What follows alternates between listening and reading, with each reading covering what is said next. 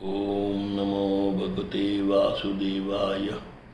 ओम नमो भगवते वासुदेवाय। ओम नमो भगवते वासुदेवाय नमः। देवियों सज्जनों, आज का जो वीडियो है बहुत अच्छे विषयों के विषय में बोला गया है। और ये जो लोगों ने प्रश्न पूछा है, ये बुद्धिमत्ता सनातन धर्म में बहुत आवश्यक है। बुद्धिमत्ता मान जो बुद्धिमान लोग हैं, सनातन धर्म उसका भी पूर्ण रूप से स्वागत करता है। जो बुद्धिमान लोग होते हैं वो धर्म अर्थ काम मोक्ष को समझते हैं और अपना उद्धार करके इस भौतिक लोगों को त्याग कर और अपने जीवन के उपदेश लक्ष्य को पूर्ण करके और परलोक की यात्रा में जाते हैं, वो मोक्ष के अधिकारी होते हैं। उसी प्रकार से आज एक प्रश्न आया है। श्री जयप्रकाश सोनी जी ब्यावर से प्रश्न आया है। वो पूछते हैं, यज्ञ का जो अनुष्ठान सतयुग में किया जाता था, कलयुग में इसकी क्या आवश्यकता है? क्या यज्ञ का जो हम द्रव्य अर्पण करते हैं वो जलता है? क्या वो जला हुआ अन्न देवता खाते हैं? आप हमें बताइए, क्योंकि हम जो है अन्न खाते हैं वो अन्न पका हुआ होता है, जला हुआ सड़ा हुआ नहीं होता है। तो आप हमें ये बताइए कि देवताओं को इस यज्ञ के द्वारा कैसे प्राप्त होता है, भोग कैसे प्राप्त होता है? प्रश्न बहुत अच्छा है। समझदार को इस तरीके का ये जो प्रश्न मुझे लगता है जयप्रकाश जी ने अपने लिए नहीं किसी के लिए कहा गया है क्योंकि हर घर में यज्ञ होता है, हर घर में यज्ञ का अनुष्ठान होता है। जैसे आप घर खरीदते हो या भाड़े पर जाते हो या दुकान लेते हो तो आप अपने घर में अनुष्ठान करते हो, पूजन करते हो, यज्ञ करते हो। तो आप जो द्रव्य अर्पण करते हैं, स्वाहा स्वदा, ये जो यज्ञ में भोग अर्पण होता है, तो वो यज्ञ का भोग अग्नि के मुख के द्वारा देवताओं को प्राप्त होता है। अभी जैसे हम लोग इस पृथ्वी पर रहते हैं, वायु और जल के संतुलन से अग्नि का अंश कम है। हमें थोड़ी अग्नि चाहिए, ज़्यादा नहीं। हम 50 डिग्री से ज़्यादा सहन कर सकते नहीं, और ठंडी हम लोग -50 से ज़्यादा नहीं सहन कर सकते। एवरेज हमारा यही है। तो जल और वायु की जो बैलेंस है इस प्रकृति के द्वारा वो बराबर की गई है। वैसे अभी आप लोग सुनते हैं कि मार्स का जो है 450-300 डिग्री सेल्सियस वातावरण है। तो ये जो है हमारे अनुकूल नहीं है, हम जल जाएंगे, भस्म हो जाएंगे, हमारा शरीर वहाँ काम नहीं करेगा। तो कई लोक है, अनेक लोक हैं, उसमें अग्नि की सत्ता होती है। अभी अग्नि जो है वो ब्रह्मा ने नहीं बनाई है, वो भगवान द्वारा प्रकट की गई है और पंच महाभूत में प्रधान है अग्नि। अग्नि का जो 7 रंग है, सूर्य में भी 7 रंग हैं, अग्नि में भी 7 रंग हैं। उस रंगों पर हमारे सनातन धर्म का ये ध्वजा, जिसको हम भगवा कहते हैं, वो आधारित है। वो अग्नि का प्रारब्ध स्वरूप है और अंतिम स्वरूप है। मानो सनातन धर्म आगे से भी है और अंत में भी सनातन धर्म रहेगा। तो धर्म की जो स्थापना है वो श्री कृष्ण के निमित्त है। श्री कृष्ण इसके रक्षक है, धर्म रक्षक है, धर्माधीश है। तो वो उस धर्म का संतुलन बनाते हैं। तो भगवा जो है वो एक रंग है जो लाल और पीला से मिक्स होता है। वैसे अग्नि में नीला कलर भी आता है, हरा भी आता है, फिरोज़ा भी आता है। तो उस तरीके से जो यज्ञ के अग्नि के जो 7 रंग है उसके 7 स्वरूप है। 7 स्वरूप है।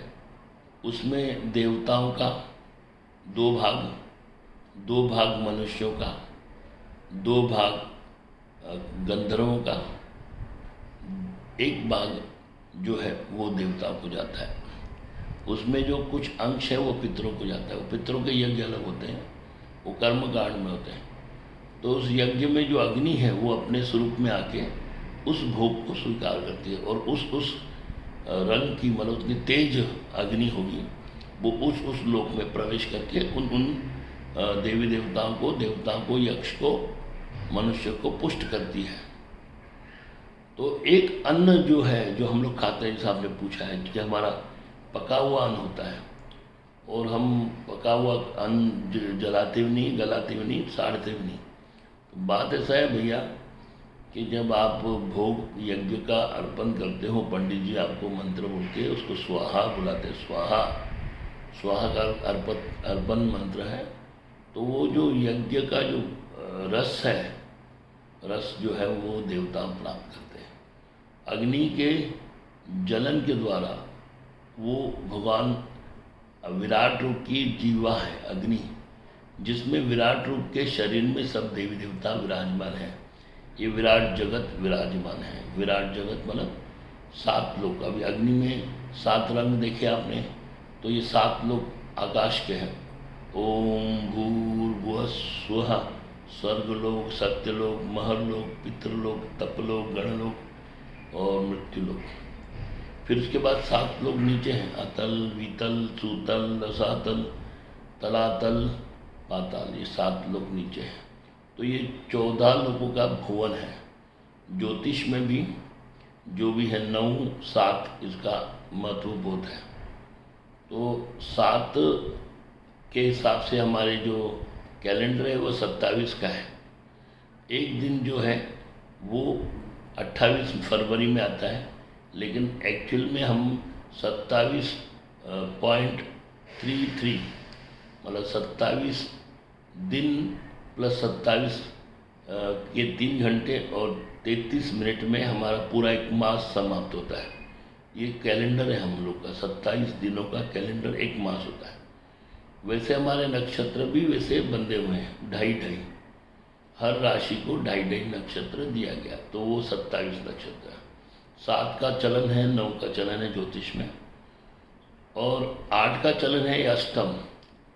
तो 7, 8 और 6 जो है वो हमारे देवता हैं। षष्ठ देवता, शीतल देवता जिसको बोला जाता है। तो ये 786 वो हमारा कोड है, हमारा नंबर है 21, जो 7 से डिवाइड होता है। तो उसके हिसाब से ये हमारा सनातन धर्म का नंबर है, जो कि हाईजैक किया गया है। आप हमारे मंदिर भी हाईजैक किए गए थे, उनको बना दिया था अपने हिसाब से उन्होंने। वैसे ही ये हमारा 786 भी हमारा ही है, उनका नहीं है। उनका 786 का कोई अर्थ ही नहीं है। तो कहने का अर्थ ये है कि भाई जो भी है वो सनातन है, स्टार्ट और एंड। और यज्ञ जो है, यज्ञ जो विश्वरूप के स्वरूप में जो जीवा है वो स्वीकार करता है, आ करके मुंह ऊपर करके स्वाहा। तो हम लोग जैसे ग्रास खा जाते हैं, तो वो देवी देवताओं के जो जिस अंग में निवास कर रहे हैं विराट पुरुष के, वो भोग उसे प्राप्त कर, और सड़ता नहीं है। आप ये जो बोल दिया कि जो यज्ञ भोग जल जाता है, जल नहीं जाता है। वो अग्नि, उसका जो स्वादन है, आस्वादन रस है, वो उस देवी देवता को पहुंचाते हैं। तो यज्ञ जो है वो करना जरूरी है, एकदम जरूरी है। यज्ञ से आप यश प्राप्त कर सकते हो, संतान प्राप्त सकते हो, ऐश्वर्य प्राप्त सकते हो, पद प्राप्त कर सकते हो, आप अपनी शक्तियाँ प्राप्त कर सकते हो, आपका बचाव कर सकते हो। यज्ञ से धर्म की रक्षा कर सकते हो, सनातन धर्म। आप जो आजकल का जो युग है, जो बुलेट का है, बुलेट का है, तीनों युगों में आप यज्ञ में ही अनुष्ठान अगर करोगे अच्छे प्रामाणिक पंडित के द्वारा, तो आपका यज्ञ सार्थक होगा, आपकी मनोकामना पूरी होगी। तो आप सिर्फ वोट के आधार पर या तो बुलेट के आधार पर या बुलेट के आधार पर कुछ नहीं कर पाओगे। सनातन धर्म का सबसे बड़ा शस्त्र है यज्ञ। जो यज्ञ के लिए इंद्र जब जानता था कि कोई ऋषि मुनि 100 यज्ञ पूरा करने जा रहा है, तो इंद्र अपनी सत्ता खो न जाए इसलिए वो उस यज्ञ में विघ्न करते थे। और असुर भी यज्ञों में मांस डाल देते थे, पानी डाल देते थे, खंडित करने का काम करते, ताकि वो यज्ञ सिद्धियों में चला जाता है। और सिद्धि कोई मामूली चीज़ नहीं होती है। सिद्धि बहुत बड़ी चीज़ होती है। आप इस संसार को इस यज्ञ के द्वारा ही, जो अन्न उत्पन्न होता है आज, वो सब इस यज्ञ के द्वारा ही होता है। यज्ञ के द्वारा बारिश आती है, आकर्षण होता है बादल का, और भूमि को, बीज को पुष्ट करके वो अन्न उत्पन्न करता है। तो यज्ञ को सर्वजन करना चाहिए। सनातन का हर मनुष्य अगर वो यज्ञ करेगा, यज्ञ करवाएगा और यज्ञ का पूर्ण रूप से पालन करेगा, वो खुद ही खुद इस संसार में, पूरे संसार में विजय को प्राप्त कर सकता है। हरे कृष्ण।